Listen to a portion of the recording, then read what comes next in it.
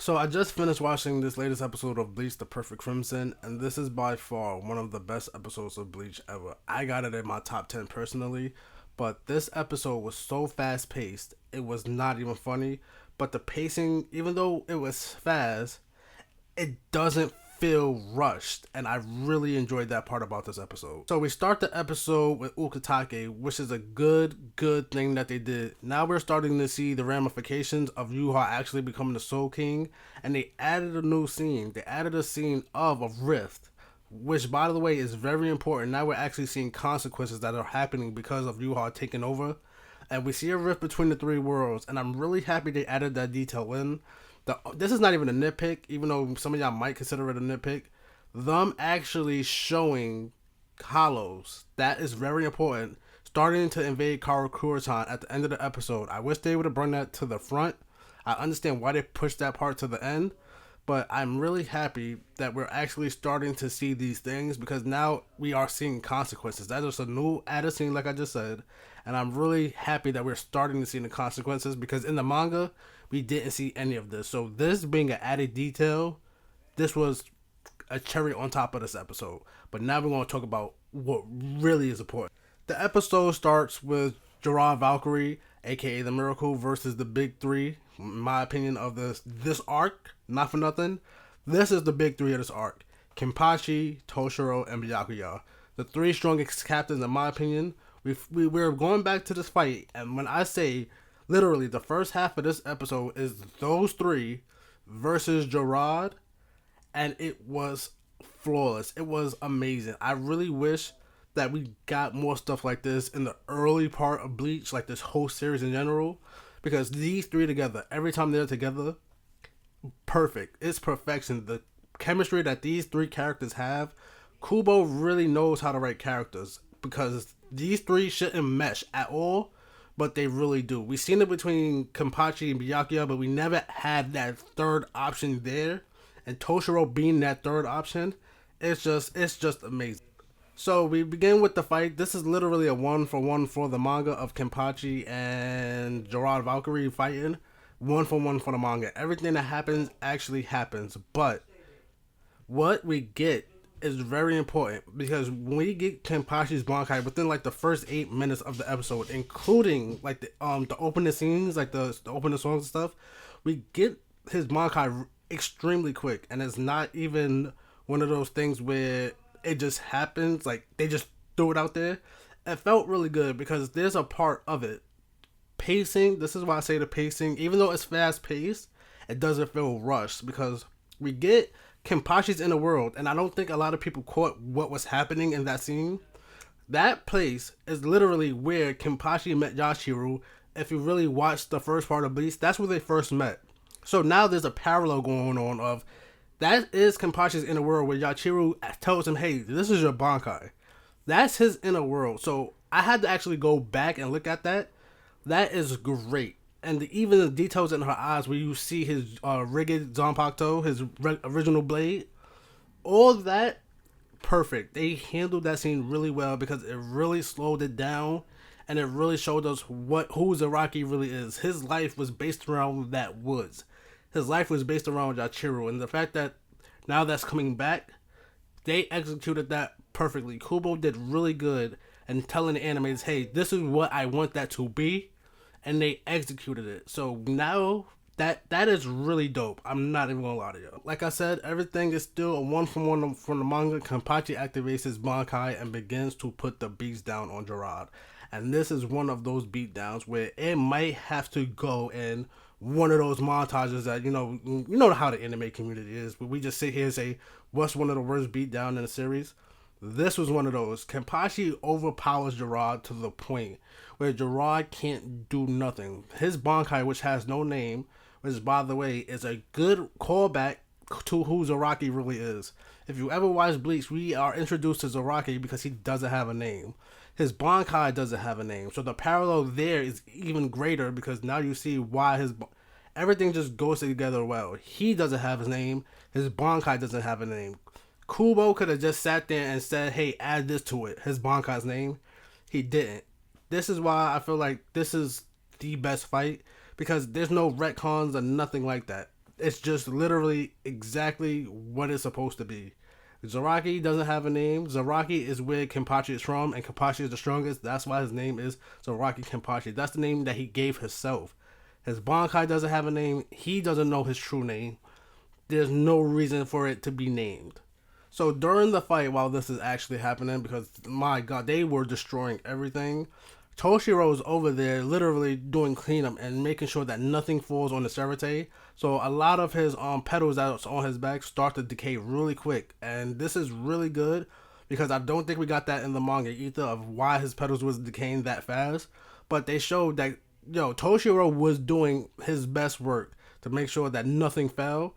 And then we get the big reveal literally right before the title card. So Kenpachi, literally, this is another great parallel. We get 2 callbacks. We haven't seen Blue Vein and Bleach since the last core, but it was real subtle and it was with Ichigo. We see Gerard Valkyrie, even though he's being overpowered, we get Gerard Valkyrie actually using Blue Vein because Kenpachi is landing kill shot after kill shot. If this was anybody else, they'll be dead, right? But we get another great parallel in this episode. If y'all ever paid attention to the fight between Kenpachi and Gremmy, you see that Kenpachi and Gremmy, the reason why Gremmy lost was because he doesn't know how Kenpachi can contain all his power and in general. He doesn't understand it. So when Kenpachi activates his Bankai, as you see during a fight with Gerard, Kenpachi actually loses his arm because Yachiru actually released too much. This is not all his power. This is just the beginning of his Bankai. She released a little bit too much of his power and he ended up losing his arm. So that is a great parallel to go back to that Grammy fight. If you really sat there and paid attention to it, it was perfect. And I just started noticing all these things oh, this is going here, that's going there. But that was great. But what we get after this fight and during it, a lot of people don't know that Gerard is the only one that actually noticed Kenpachi was going Bankai. He stated it. Everybody else assumed it, but he stated it. Also, there was an added scene in here. We actually see Shinji and Momo. I didn't even know Momo was a healer, if I can remember correctly, because Momo is one of those characters that's just out there. You know her, but what does she really do? But Momo has healing ability. She was about to heal Shinji, but she ended up, during the fight, healing Rukia and Renji. Sorry, their names just kind of messed me up. But she ended up healing both of them, and she kind of ended up healing both of them fast as hell, because during this fight ended really quick between Gerard and Kenpachi. This probably was, even in real time, maybe a 47-second fight. Even though there were scenes and stuff, in real time of the Bleach show, it was really quick. It ended really fast. After Kenpachi ends up losing his arm, Gerard strikes him, and then we get to the best part of the episode. And that's really crazy to say that we just seen Kenpachi's Bankai for the first time. And I'm saying this is the best part of the episode. We actually get to see Toshiro's true Bankai in his adult form. And they made sure that he got the due that he deserves, because Toshiro is one of those characters that people just like to talk down on. They don't really understand his character in a sense, and he got what he deserved this episode, especially when he was fighting Gerard. So Toshiro begins to 1v1 literally by himself, because Byakuya doesn't jump in yet. He begins to 1v1 Gerard, and we see the true power of his Bankai. His ability to sit there and freeze anything, literally, abilities, movement. Toshiro's Bankai is probably more broken than Rukia's, even though I feel like they are on the same level. You can't touch either one of them in a sense, but the way Toshiro's Bankai doesn't really have a drawback, unlike Rukia's, really, it moves the needle just a little bit. But Toshiro was able to literally put the beats on Gerard without. I'm not gonna say he wasn't really trying, but the effort that you've seen, it's really crazy how Gerard was made so we could see the full power of these captains. And that's why I really like what Kubo did, because it's literally, hey, I have to show, this is the last arc, I have to show y'all how strong these characters can be, and that what Gerard's purpose was. Because Toshiro, anybody else loses immediately. Anybody else loses to Kenpachi immediately. Everybody else loses Byakuya immediately. But the fact that we got Gerard, who he has died like 30 times already, keeps coming back stronger and stronger, and they keep going beyond their limit. It's really good, and we really should appreciate how good these characters are developed, especially in this arc, and especially in this moment, because this is literally a moment, and literally we see Toshiro do everything in his power to beat this man, and even though he's doing it, he's not.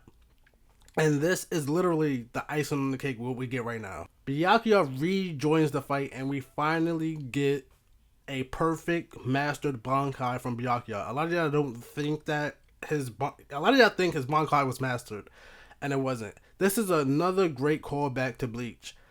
If y'all remember, Bleach when Ichigo first fought Byakuya in that first fight when both of them went Bankai, Ichigo really was afraid that Byakuya was able to use all his swords at once on Ichigo, but Byakuya said that he's not able to do that.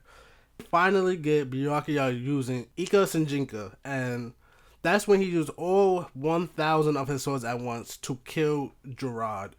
And like I said, perfect callback. Anybody else dies, but in this moment he doesn't, because he's the miracle. He's able to come back to life, and literally that's where the episode ends. Like, I'm not saying it ends in a sense, but that is where the episode ends of this part. After this, we get the credits, because they had a little bit of comedic back and forth after that. And that's why I said Momo is a really fast healer, because she sent Rukia and Renji back over there. They go back over there. Rukia, I'm not saying Momo sent them there, but Rukia and Renji goes back there, meets up with the captains, and then Byakuya sends them to go help Ichigo. So whatever healing Momo did, she did it really fast, because they looked like they were in full health. And that was literally the end of the episode. But, I mean, before the credits. That's the end of the episode before the credits. So we get the scene earlier where the rift is still happening, and that we get not the captains, but we get the Soul Reapers going to Karakura's town, because there's a hollow invasion that's going on. We get that scene. I already talked about that, so I'm not going to sit there and rediscuss it. But what I am going to discuss is the beginning of Ichigo versus Yuha, the final fight. This is where the fight actually begins. We get Horn of Salvation. I'm not calling that other name. It's Horn of Salvation Ichigo versus Yuha. And this fight right here, they should have waited till the next episode. But like I said, this is not a nitpick or nothing. I'm happy that we got it now, because the fight that we just got a clip of is going to break the internet next week, and I can sit there and I can mark my words, that's going to happen. We see how busted Ichigo literally is in this episode. We get to see Ichigo, right, in his final form, not his Bankai, but his final form, of all his powers melted together against Yuha. Ichigo is so fast, he walked while sheathing his Quincy blade. He walked and was in front of Odahime's shield. And that's how fast he is. His walking is like teleporting. And then we get him and Yuha literally going at it. Like I said, this is 1-for-1 from the manga. So I understand why they put it here, because you can't. You know what? I take my other statement back. I can see why they put it here, because you can't put this in the beginning of another episode. This was a perfect cliffhanger for this episode, which was actually the perfect cliffhanger for the manga. We get Ichigo versus Yuha. And Ichigo, before we even talk about anything retaining to how powerful Ichigo is, there is a little nugget here. Right now, Yuha does not have his almighty power. If you look at this battle, Yuha he just has his regular eyes. This was the perfect chance of Ichigo to kill Yuha, but he didn't. This right here shows how powerful Ichigo is. Yuha had to pull his sword, because if it wasn't for the Soul King's power, Yuha would have died right there. Even with the Almighty, I think Yuha dies right there, because Ichigo begins to blitz this man so bad he can't even react to it. The only thing he was able to do was grab his blade. We end the episode with Ichigo doing the first move that isn't just a Gesuga. Oh, it is a Gesuga Tensho. We end the episode with Ichigo using a Grand Ray Zero fused with a Gesuga Tensho. That was the most beautiful part of this episode. Everything was beautiful, but that part right there, that was just beautiful. I got chills down my spine watching that. This episode, I don't care what IMD says, I don't care what anybody says. This episode was a 10 out of 10. This was a perfect episode, and I'm mad that it took so long that we got this type of episode. Outside of everything but the rain, that was a perfect episode in itself. But this episode here was the best episode that we got in 1,000-Year Blood War by far. Hit that like button, hit that subscribe button. I got more Bleach content on the way if y'all are into it. Hit that button, and I'm out.